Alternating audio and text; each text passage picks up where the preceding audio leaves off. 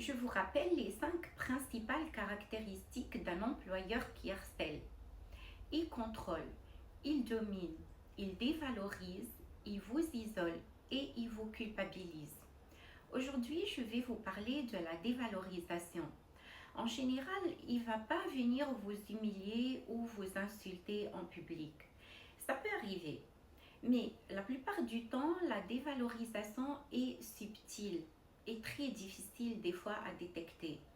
Elle peut prendre la forme d'un conseil, être déguisée en remarques constructives ou de l'humour. Par exemple, ça peut être déguisé en conseil. Il va venir vous dire je préfère pour vous protéger que vous ne prenez pas la responsabilité, que vous ne décidez pas tout seul. Et vous allez trouver que c'est un collègue qui est moins qualifié que vous qui va prendre les décisions qui relèvent de vos compétences à vous. Une autre forme, c'est la banalisation. C'est toujours venir vous dire ah mais vous exagérez, les autres se débrouillent bien. Peut-être que c'est vous qui êtes hypersensible.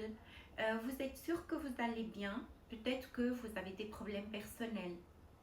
Une forme de dévalorisation en banalisant ce que vous venez dire et exprimer et en montrant que vos émotions n'ont pas beaucoup de valeur. Ça peut être aussi en vous rendant invisible.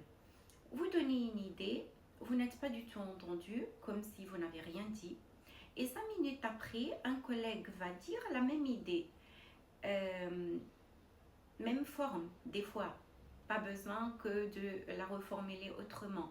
Et là, il reçoit des compliments. Et c'était votre idée. Ça peut être aussi en vous faisant des compliments empoisonnés.